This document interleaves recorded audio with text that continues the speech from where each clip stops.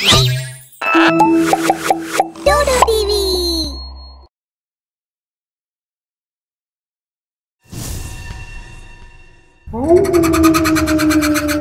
ராஜேஷ் இன்னைக்கு அவரோட வீட்டில் ஒரு ஓமகுண்டத்துக்கு எதிரில் உட்காந்துக்கிட்டு ஓமம் நடத்திட்டு இருந்தாரு. ராஜேஷோட வீடு ஒரு ஆத்தோரத்தில் இருந்தது. சில்லுன்னு வீசுற காத்து, ஜன்னல் பக்கத்தில் உட்காந்துக்கிட்டு ஆற்றுல ஓடுற தண்ணியை பார்க்கும்போது அது அப்படியே அவ்வளோ இனிமையாக இருந்தது. ஆனால் அந்த ஆற்றுக்கு பக்கத்தில் எல்லாமே அவ்வளோ அழகாக இல்லை. ஆனால் அன்னைக்கு அந்த ஆத்தோட ஓரத்தில் வவ்வால்கள் அதிகமாக பறந்துட்டு இருந்தது. அந்த ஆத்தோட இன்னொரு ஓரத்தில் நெருப்புலாம் எரிஞ்சிட்டு இருந்தது. அப்புறம் ரொம்பவே பயங்கரமான சத்தங்கள் எல்லாம் கேட்டுக்கிட்டு இருந்தது. சில நேரத்துல மனித எலும்புக்கூடுகள் எல்லாம் மேல அடிச்சுக்கிட்டு டான்ஸ் ஆடுற மாதிரி இருந்தது. எல்லாரும் என்ன நினைச்சிட்டு இருந்தாங்கன்னா, அமாவாசை அன்னைக்கு பேய்களோட ராஜாவை சந்தோஷப்படுத்துறதுக்காக எல்லா பேய்களும் இப்படி டான்ஸ் ஆடிட்டு இருக்கிறதா ஊர் மக்கள் நினைச்சாங்க. அது மட்டும் இல்லாம அந்த பேய்ங்க மனிதர்களையும் பலி கொடுத்துட்டு இருந்தது. இது வரைக்கும் அந்த பேய்ங்க எத்தனை மனுஷங்களை பலி கொடுத்துருக்குன்னு கணக்கே இல்லை. அதனாலதான் நிறைய பேர் ராஜேஷை அந்த ஆத்துக்கு பக்கத்துல வீடு கட்ட வேண்டாம் அப்படின்னு சொல்லியிருந்தாங்க. ஆனா அவரோட மனைவி இது எதையுமே கேட்கல. இங்க பாரு கவிதா, ஊர் மக்கள் எல்லாம் ஆத்துக்கு பக்கத்துல வீடு கட்ட வேண்டாம் அப்படின்னு சொல்லிக்கிட்டு இருக்காங்க. அது மட்டும் இல்லாம நேத்து தலைவரும் வந்து வேண்டாம்னு சொல்லிட்டு போனாரு. அந்த இடத்துல பேய்கள் அதிகமா இருக்குன்னு சொல்றாங்க.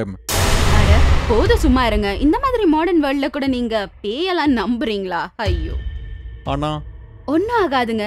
தினமும் அந்த தண்ணிக்கிட்டே உக்காந்து அதை ரசிச்சுட்டு இருந்தா எவ்வளவு நல்லா இருக்கும் தெரியுமாங்க. கடைசியா ராஜேஷ் அவங்க மனைவி கவிதா சொல்றத கேட்டுக்கிட்டு அந்த ஆத்துக்கு பக்கத்துல வீடு கட்டலான்னு முடிவு பண்றாரு. சீக்கிரமாவே அந்த ஆத்துக்கு பக்கத்துல ஒரு வீடு தயாராயிடுச்சு. ராஜேஷ் அப்புறம் கவிதா ரெண்டு பேரும் அந்த வீட்டுக்கு குடி வராங்க. கவிதாவுக்கு புது வீட்டுக்கு வந்து தங்குறது ரொம்பவே அதிகமா பிடிச்சிருந்தது. ராஜேஷும் கவிதா சந்தோஷமா இருக்கிறத பார்த்து அவரும் ரொம்ப சந்தோஷப்படுறாரு. கவிதா நாள் முழுவதும் வேலை செஞ்சு நைட் நேரத்துல மட்டும் அந்த ஆத்தோட தண்ணியே பார்த்துக்கிட்டு இருந்தாங்க. ரெண்டு பேரும் ரொம்ப சந்தோஷமா அந்த வீட்டுல இருந்துகிட்டு இருந்தாங்க. ஆனா இந்த சந்தோஷம் ரொம்ப நாளைக்கு நீடிக்கல. ஒரு அமாவாசை நைட்டு ராஜேஷும் கவிதாவும் தூங்க போகும்போது, கவிதா, நான் ஜன்னல் க்ளோஸ் பண்ண மறந்துட்டேன், நீ போய் க்ளோஸ் பண்ணிடுறியா? சரிங்க, சரி, இப்பவே க்ளோஸ் பண்ணிடுறேன். கவிதா அந்த ஜன்னல் மூடுறதுக்கு வரும்போது அவங்க அப்படி உறைஞ்சு போய் நிக்கிறாங்க. எதிரில தண்ணியிலேயே ரொம்ப அதிகமா நெருப்பெரிஞ்சுக்கிட்டு இருந்தது. அப்புறம் விசித்திரமான சத்தங்கள் எல்லாம் கேட்டுக்கிட்டு இருந்தது. எவனோ விசித்திரமா பார்ட்டி பண்ற மாதிரி இருந்தது. இந்த சத்தத்தை கேட்டு ராஜேஷும் அந்த இடத்துக்கு வந்துடுறாரு. எதிரில நடந்த அந்த சம்பவத்தை பார்த்து அவர் அப்படியே உறைஞ்சு போயிடுறாரு. அப்புறம் ரொம்ப பயந்தும் போயிடுறாரு. ஊர் தலைவர் உண்மைதான் சொல்லியிருக்காரு, இங்க நிறைய பேய்கள் இருக்கு. அப்ப கவிதா கேக்குறாங்க, அட என்னங்க பேய் பிசாசுன்னுக்கிட்டு, யாராவது சிட்டில இருந்து பார்ட்டி பண்றதுக்காக வந்திருப்பாங்கங்க. வாங்க நம்ம கூட போய் அவங்க கூட ஜாயின் பண்ணிக்கலாம், நல்லா இருக்கும். கவிதா ராஜேஷோட கையை பிடிச்சு அவங்கள வீட்டை விட்டு வெளியே கூட்டிட்டு போறாங்க. அப்ப ராஜேஷ் அவரோட கையை விடுவிச்சுக்கிட்டு சொல்றாரு, இல்ல கவிதா, அங்க போறது நல்லதுன்னு எனக்கு தோணல. ஏனே தெரியல, எனக்கு ஏதோ ஆபத்து வர மாதிரி தோணிக்கிட்டு இருக்கு. அட சும்மா இருங்க, வாங்க நம்மள போய் அங்க மஜா பண்ணலாம், சூப்பரா இருக்கும்.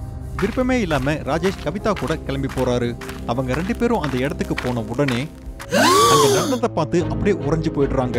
எதிரில நிறைய மண்டை ஓடுகள் ஒரு சேர நடுவுல வச்சு அதை சுத்தி டான்ஸ் ஆடிக்கிட்டு இருந்தது. ஒரு சில மண்டை ஓடுகளோட கையில மேளம் இருந்தது. அதை வாசிச்சுக்கிட்டே அதுங்க டான்ஸ் ஆடிட்டு இருந்தது. திடீர்னு அப்போ ஒரு பேய் ராஜேஷ் அப்புறம் கவிதாவை பாக்குது. அப்போ அது ஏதோ விசித்திரமான ஒலி எழுப்புது. அதை கேட்டு எல்லா எலும்புக்கூடுகளும் அமைதியாயிடுது. அதுங்க எல்லாம் ஒரே தடவையா இவங்கள திரும்பி பாக்குது. அப்போ ஒரு பேய் சொல்லுது, தலைவர் பிரசாதத்தை அனுப்பிட்டாரு, தலைவர் பிரசாதத்தை அனுப்பிட்டாரு, எங்களோட தியானத்தை பார்த்து தலைவர் திருப்தி அடைஞ்சிருக்காரு, வாங்க நாம போய் பிரசாதத்தை எடுத்துக்கலாம். எல்லா பேய்களும் ராஜேஷ் அப்புறம் கவிதாவை நோக்கி வர ஆரம்பிச்சது. ஓடு கவிதா, இல்லைன்னா இன்னைக்கு நாம இந்த பேய்களோட பிரசாதம் ஆயிடுவோம், ஓடு ஓடு. ரெண்டு பேரும் ஓட ஆரம்பிக்கிறாங்க. அந்த பேய்களும் அவங்கள பின்தொடர்ந்து வந்துகிட்டு இருக்கு. என்ன கவிதா, நீ என்ன இப்படி மாட்டி விட்டுட்ட? நான் தான் உனக்கு அவ்வளவு தடவை சொன்னல, ஆனா நீ என்னோட பேச்ச கொஞ்சம் கூட கேட்கவே இல்லை. ஐயோ, என்ன மன்னிச்சிடுங்க, என்னால உங்க உயிருக்கு கூட பிரச்சனை ஆயிடுச்சு. அப்போ ஒரு பேய் கவிதாவுக்கு ரொம்ப பக்கத்துல வந்துடுது. ஓடு கவிதா, இன்னும் சீக்கிரமா ஓடு, இத பத்தி எல்லாம் பேசுறதுக்கு இப்ப நேரம் இல்ல, சீக்கிரமா ஓடு. ஒரு பேய் கவிதாவுக்கு ரொம்ப பக்கத்துல வந்துடுது. அந்த பேய் கவிதாவை பிடிச்சிருது. அப்புறம் எல்லா பேய்களும் அங்க வந்துருது. அப்ப கவிதா கத்திக்கிட்டே சொல்றாங்க, ஓடுங்க ஓடுங்க, இந்த பேய்கிட்ட இருந்து தப்பிச்சு ஓடுங்க. நான் உயிரோட இல்லனாலும் பரவாயில்ல, நீங்க உயிரோட இருக்கணும், போங்க போங்க. ஆனா இல்லங்க, என் மேல ப்ராமிஸா நீங்க இங்க இருந்து போகணும், தயவு செய்து போங்க. கவிதா இப்படி சொன்னதை கேட்டு ராஜேஷ் அழுதுகிட்டே அந்த இடத்த விட்டு ஓடி போறாரு. அவர் அழுதுகிட்டே வீட்டுக்கும் வந்துடுறாரு. அவருக்கு அடிக்கடி அவரோட கண்ணுக்கு எதிரில் அவங்க மனைவி ஞாபகமா வந்துகிட்டு இருந்தது. அவங்க மனைவி கத்துறது அடிக்கடி அவரோட காதுக்கு கேட்டுக்கிட்டே இருந்தது. அப்ப அவர் கத்திக்கிட்டே சொல்றாரு, நான் கண்டிப்பா அந்த பேய்களை பழி வாங்காம விடவே மாட்டேன். இனிமே மத்த எந்த கிராமத்தாட்களையும் பழி கொடுக்க நான் விடவே மாட்டேன். அவரு கோவத்துல உடனே ஊர் தலைவரோட வீட்டுக்கு போறாரு. அப்புறம் ஊர் தலைவர்கிட்ட எல்லாத்தையும் சொல்றாரு. அப்போ ஊர் தலைவர் சொல்றாரு, உங்களை நீங்களே சமாதானப்படுத்திக்கோங்க ராஜேஷ். நான் ஏற்கனவே உங்ககிட்ட சொல்லியிருந்தேன்ல, ஆனா நீங்க என் பேச்சை கேட்கல. தலைவரே, நீங்க சொல்றது சரிதான். என் மனைவி இல்லைனாலும் வேற யாராவது கண்டிப்பா அந்த பேய்கிட்ட போய் மாட்டிப்பாங்க தானே. அவங்க இல்லாம போனாலும் வேற ஒருத்தவங்களோட உயிரை அதை எடுக்கும். நாம அதுகிட்ட சண்டை போடணும் தலைவரே. என்ன பேசிட்டு இருக்கீங்க ராஜேஷ்? அந்த பேய்ங்க கிட்ட சண்டை போடுறதுனா என்னன்னு உங்களுக்கு புரியுதா? சாவுக்கு ரொம்ப பக்கத்துல போகணும்னு யோசிக்காதீங்க ராஜேஷ். நான் என் மனைவி இல்லாம இப்படி வாழ்ந்து என்ன பண்ண போறேன்? நீங்க என்ன பிளீன் மட்டும் சொல்லுங்க தலைவரே, நான் என்ன வேணாலும் பண்ண தயாரா இருக்கேன். இனிமே மத்த யாரோட உயிரையும் எடுக்கிறதுக்கு நான் அந்த பேய்களை விட மாட்டேன். சரி, நீங்க இவ்வளோ அடம் பிடிக்கிறதால சொல்றேன். அடுத்த 1 மாசத்துக்கு எந்த சாவும் நடக்காம பார்த்துக்கிட்டா அதுவே போதும். அவ்வளவுதானா? இதான் விஷயமா? முதல்ல நான் சொல்றத கேளுங்க. நீங்க ஒரு ஓம கூட்டத்துக்கு எதிரில் உட்காந்துக்கணும். நீங்க 1 மாசத்துக்கு அங்கிருந்து கொஞ்சம் கூட அசையவே கூடாது. பௌர்ணமி அன்னைக்கு அந்த ஆத்துல இருக்கிற எல்லா பேய்களும் உங்களை பயமுறுத்த வரும். ஆனா நீங்க கொஞ்சம் கூட பயப்படாம இருக்கணும். அப்புறம் இந்த பூஜையை முழுசா முடிக்கணும்.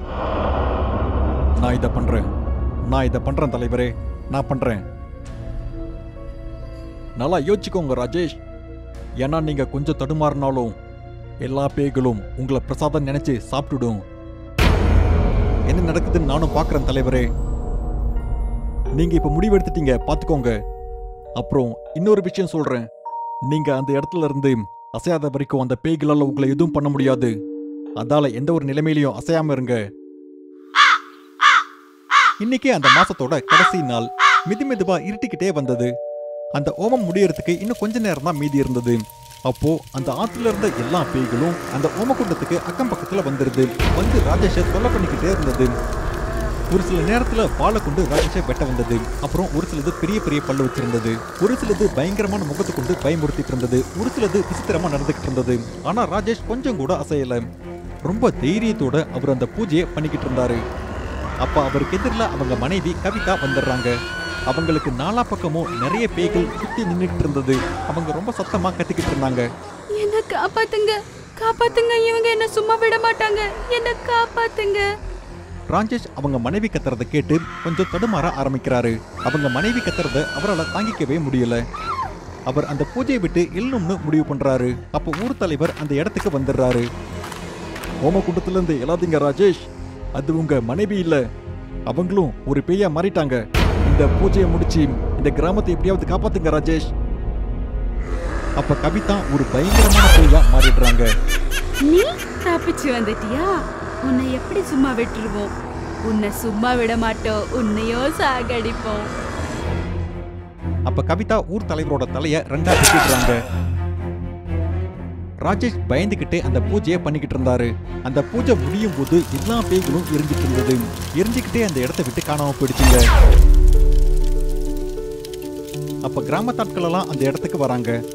அப்புறம் ராஜேஷை அவங்க தோள் மேல தூக்கிக்கிறாங்க. அப்புறம் எல்லாரும் ராஜேஷ்க்கு நன்றி சொல்றாங்க. அப்புறம் ஊர் தலைவரோட இறுதி சடங்கு முடிஞ்சிடுது.